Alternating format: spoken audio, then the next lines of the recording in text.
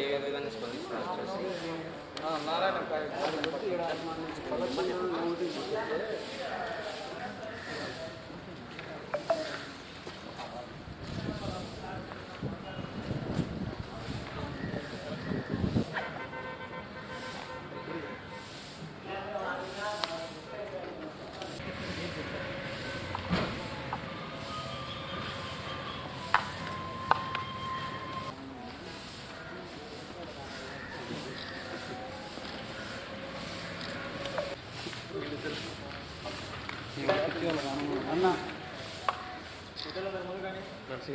పడినాం sir. ఎందుకంటే మేము ప్రైవేట్లో చేసుకునే వాళ్ళము మేము రిజైన్ ఇచ్చేసి మాకు అందరికీ అంటే మీ ఊర్లలో కూడా చెప్పుకొని మాకు జాబ్ వచ్చిందని సంతోషంగా అందరికీ చెప్పుకొని మాకు ఈ విధంగా చేశారనమాట.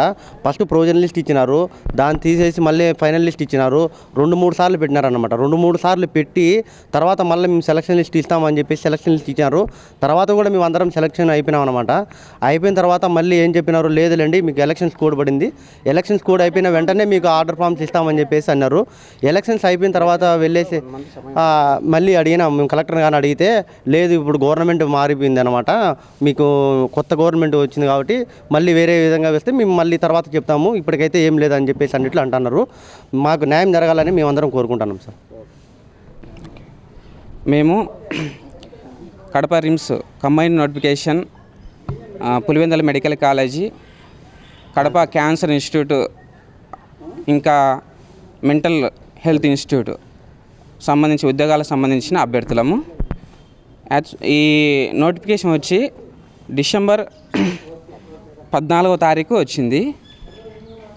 మాకు ఈ నోటిఫికేషన్ సంబంధించిన సెలెక్టెడ్ లిస్ట్ వచ్చేసి మార్చి 11వ తారీఖు ఇచ్చారు. అంటే దాదాపు 3 months పట్టింది సమయం. కానీ సర్టిఫికేట్ వెరిఫికేషన్ అయిపోయినా కానీ అభ్యర్థులకు ఇంతవరకు మాకు అపాయింట్మెంట్ ఆర్డర్స్ ఇవ్వలేం లేదు.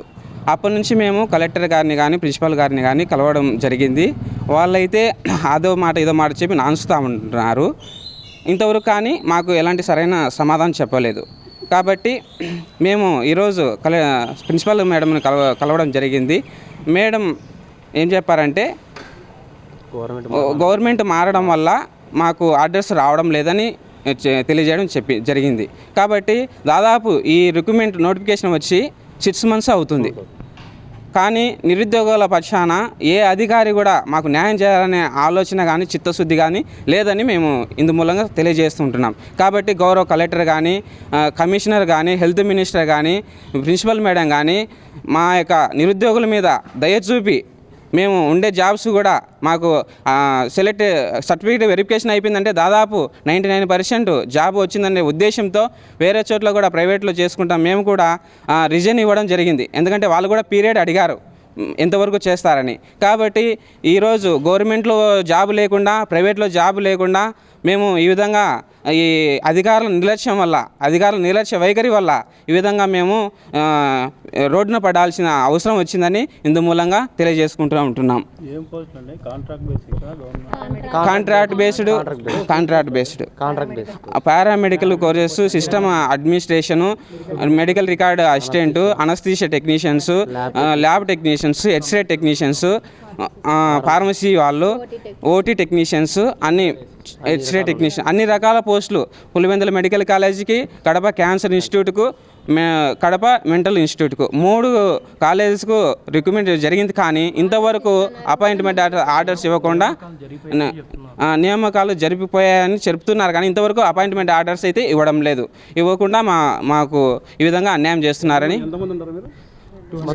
200 members ఉన్నాము.